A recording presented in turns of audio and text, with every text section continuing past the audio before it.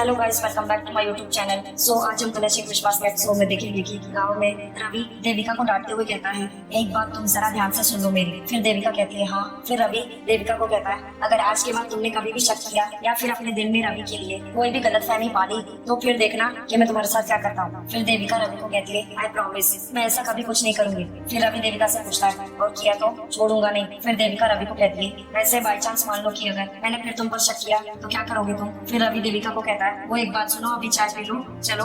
फिर देविका रवि को कहती है, अभी नहीं पीनी है मुझे चाय। फिर इतने में वो घर का आदमी आता है और रवि और देविका को कहता है, चलो चलो बच्चों खाना खा लो, बहुत भूख लगी होगी ना तुम लोगों को। फिर वो आदमी रवि और देविका को बताता है, अरे ये मेरी बीवी है पुष्पा, और सुषमा ये हमारे खास मेहमान है, ध्यान रखना इनका। फिर वो औरत रवि और देविका को कहती है, जय श्री कृष्णा, कैसे हो तुम लोग, चलो खाना खाने के लिए। फिर देविका कहती है, आप दोनों का बहुत बहुत धन्यवाद, आप इतना कुछ कर रहे हैं हम दोनों के लिए। फिर वो औरत देविका को कहती है, अरे कोई नहीं बेटा, धन्यवाद बोलने की कोई जरूरत नहीं, तुम दोनों तो हमारे लिए बच्चे जैसे हो, इस घर के मेहमान, मतलब हमारे लिए भगवान जैसे। मेरे पति ने बता दिया कि आपके साथ क्या हुआ है, आप पहाड़ी से गिर गए थे ना, और आपके पति ने आपके लिए कितना कुछ किया है ना। मैं तो कहती हूँ अम्बे माँ की कृपा है आप दोनों पर, मैं बहुत खुश हूँ तुम दोनों हमारे घर आए और हमारे इस घर की शोभा बढ़ाई। हाँ मुझे एक बात याद आई, आज हमारे गाँव में ना आज रात को एक छोटा सा जश्न है, हमारे रिश्तेदार के यहाँ लगन छे लगन एटले शादी, तुम दोनों आओगे ना बहुत मजा आएगा। फिर देविका उस आंटी को कहती है, आंटी आप बहुत अच्छी है, अगर आप चाहते हैं कि हम दोनों चले आपके साथ तो हम जरूर चलेंगे। फिर रवि कहता है, जी हम आएंगे, जरूर आएंगे।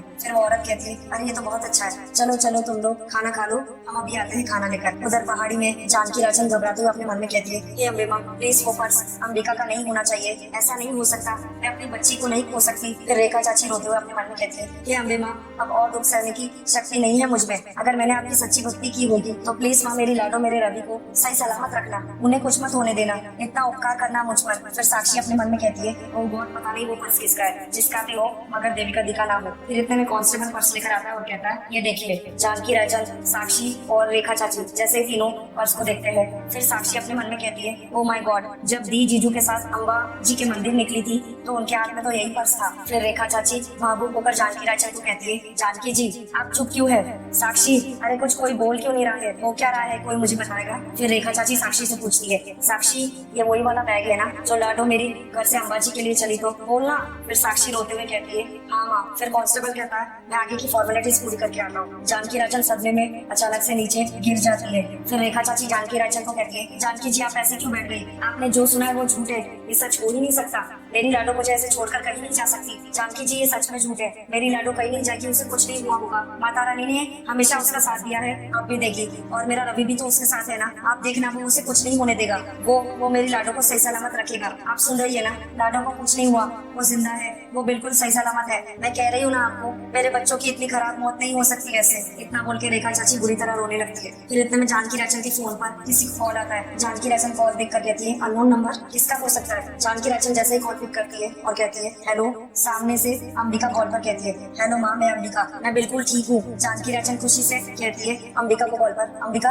अंबिका अंबिका बेटा तुम ठीक हो, अंबिका बेटा तुम हो कहाँ पर, बताओ कहाँ हो तुम। फिर अंबिका जानकी राजन को कहती है, क्या हुआ है माँ, आप इतना परेशान क्यों लग रही हो। फिर जानकी राजन अंबिका को बताती है, एक्चुअली हम तुम्हें ढूंढते ढूंढते यहाँ तक आ गए हैं, मैं, रेखा जी और साक्षी भी आई है, हम तुम्हें अम्बा जी के मंदिर में ढूंढ रहे थे, लेकिन फिर किसी ने बताया कि वहाँ पहाड़ी से शादीशुदा जोड़ा गिरकर उनकी मौत हो गई, तो हम बहुत डर गए थे बेटा, और उन्होंने तुम्हारा पर्स भी दिखाया, मेरी तो जान ही निकल गई थी। फिर अंबिका जानकी राजन को कॉल पर कहती है, ये सच है, हम दोनों कल रात उस पहाड़ी से गिर गए थे, लेकिन चमत्कार है हम दोनों में से किसी को कुछ नहीं हुआ, बस थोड़ी बहुत चोट आई है जो भी ठीक हो जाएगी। आपको पता है मेरी जान किसने बचाई है, रवि ने। आज रवि की वजह से मैं जिंदा हूँ, वरना आप मुझे खो चुकी होती माँ। और आपको पता है हम दोनों के बीच में जितनी भी गलतफहमियां थी ना वो सब दूर हो गई है, मुझसे बहुत प्यार करता है, मैं जो कुछ भी उसके बारे में सोच रही थी, आप जो कुछ भी उसके बारे में सोच रही थी वो सब गलत था माँ, वो बहुत अच्छा है, मुझसे बहुत प्यार करता है, अंबिका से भी और देविका से भी। माँ हम दोनों जल्दी घर वापस आ जाएंगे, आप लोग घर लौट जाइए और रवि और मैं घर आ जाएंगे। फिर जानकी राजन अंबिका को कहती है, ठीक है बेटा।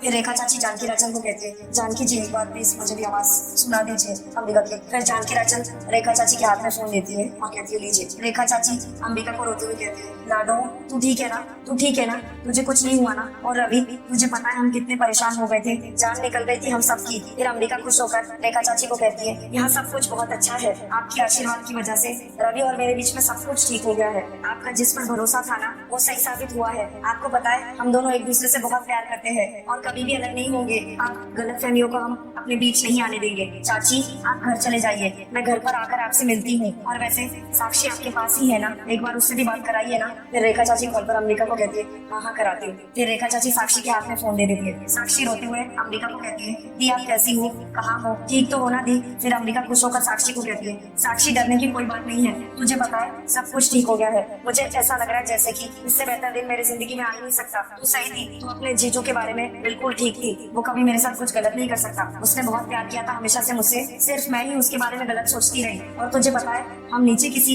गांव में आ गए हैं और यहाँ पर सब कुछ बहुत अच्छा है और मैं रवि के साथ यहाँ रहना चाहती हूँ। इसलिए तो प्लीज माँ और चाची को लेकर घर चली जा और उनका ख्याल रखना। कोई भी बात हो ना उनसे कहना कि वो बिल्कुल टेंशन ना ले, क्योंकि मैं बिल्कुल ठीक हूँ। फिर साक्षी खुश होकर अंबिका को कहती है आपने बस इतना कह दिया, इतनी खुशखबरी दी आपने, टेंशन तो सिर्फ बस 2 मिनट में खत्म हो गई थी। आपको पता है मन मेरा कितना हल्का हो गया है, वरना यहाँ पर तो बहुत बुरा हाल हो रखा था हमारा। अच्छा खैर ये सब छोड़िए, आप जल्द से जल्द घर वापस आ जाइए, हम आपको बहुत मिस कर रहे हैं दी, बहुत ज्यादा। लेकिन हाँ आप जीजू के साथ वहाँ पर एंजॉय कीजिए, घूमिए फिरिए, बहुत दूरियां देखी है ना आप दोनों ने। आप यहाँ की बिल्कुल टेंशन मत लीजिए दी, मैं माँ और आंटी का ख्याल रखूंगी। फिर अंबिका कहती है साक्षी को कॉल पर रखती हुई। ये सारी बातें रवि पीछे खड़े रहकर सुन रहा होता है और मुस्कुरा रहा होता है। फिर इतने में अंबिका कॉल कट कर देती है। अंबिका जैसे ही पीछे मुड़ के देखती है उसके सामने रवि खड़ा होता है। उसी रात को रवि रेडी होकर खुद से ही कहता है वाह कितना अच्छा लग रहा है यहाँ पर, गाँव की हर चीज में अपना अलग ही मजा है, ऊपर से ये गुजराती शादी, बहुत मजा आएगा आज। लेकिन ये देविका कहाँ चली गई, पता नहीं आंटी उसे कहाँ लेकर गई है और वो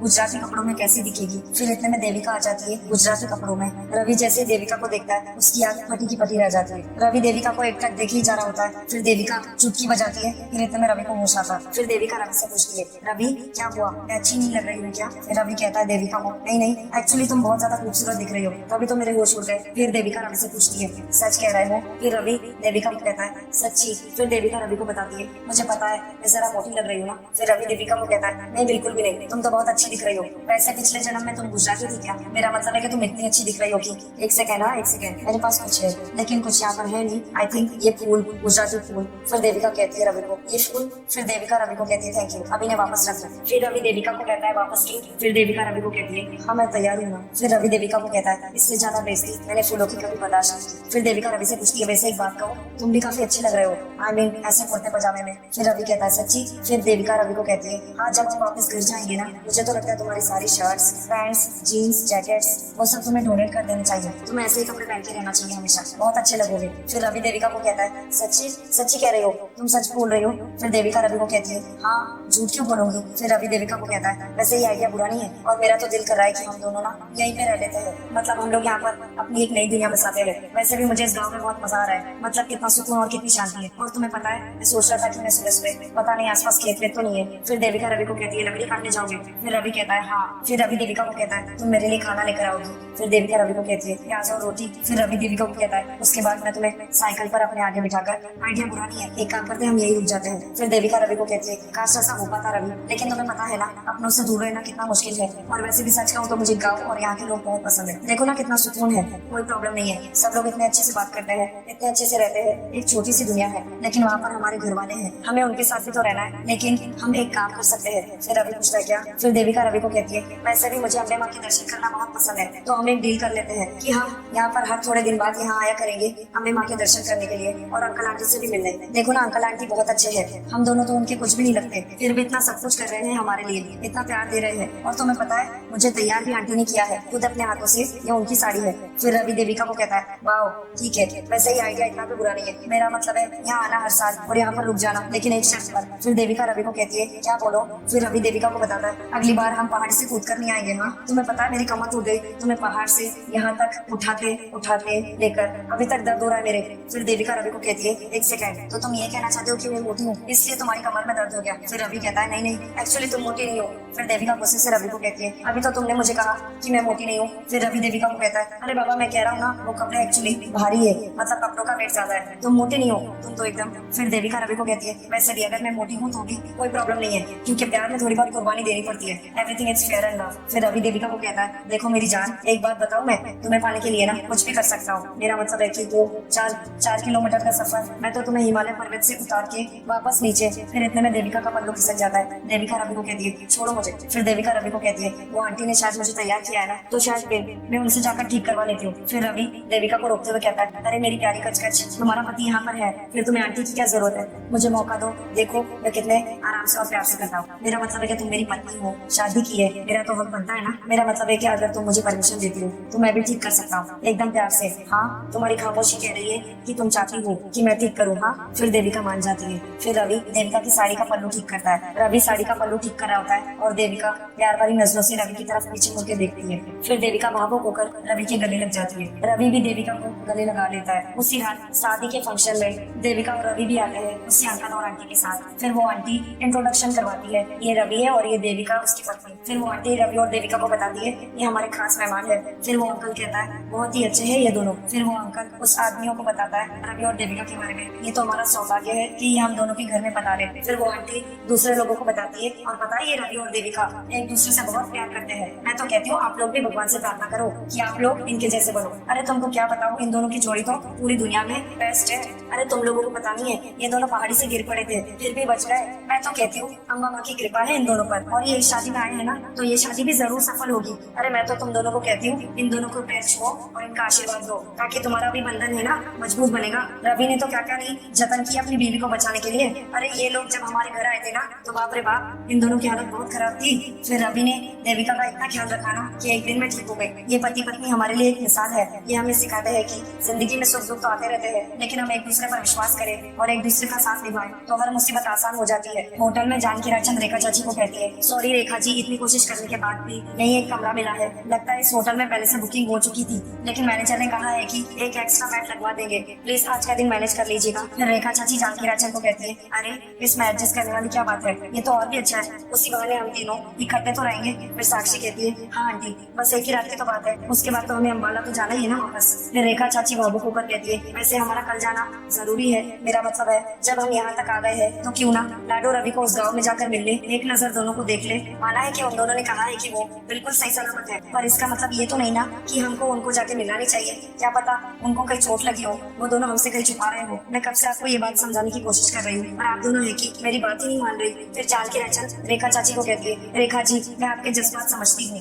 लेकिन सिर्फ आप अपने नजरिए से सोच रही है। अगर आप देविका की माँ समान चाची है तो मैं भी उसकी माँ हूँ। अम्बेमा ने हम दोनों का रिश्ता बनाया है। फोन पर जो अंबिका नहीं कह पाई मैंने वो भी सुन लिया। उसका बात करने का अंदाज ये साफ साफ बता रहा है कि रवि उसका बहुत अच्छे से ख्याल रख रहा है और वो दोनों कुछ दिन अकेले रहना चाहते हैं इस सारे माहौल से दूर। और लगता है जो उनके बीच गलतफहमियां थी ना वो भी दूर हो चुकी है। बीते हुए दिनों में जो उन्होंने खुशियां खोई है उन्हें वो फिर से समेटना चाहते हैं। ऐसे में अगर बड़ों का लिहाज या आंखों की शर्म बीच में आए तो फिर बात नहीं बन पाएगी ना। और मुझे लगता है कि हमें उन्हें वक्त देना चाहिए ताकि उनके पुराने सारे घाव भर जाए और उनके रिश्ते को विश्वास की नई मजबूत बुनियाद मिल जाए। फिर साक्षी जानकी राजचंद की बात से सहमत होते हुए कहती है हाँ माँ, आंटी जी एकदम बिल्कुल सही कह रही है। उनके लिए थोड़ा वक्त तो एक साथ बिताना बहुत जरूरी है ना। कुछ वक्त एक साथ बिताएंगे तो ये यादगार पल और भी यादगार रह जाएंगे उनके लिए। बस माँ बिल्कुल टेंशन मत लो। सो गाइस आज का कलश एक विश्वास का एपिसोड यहीं पर समाप्त होता है। Thank you for watching.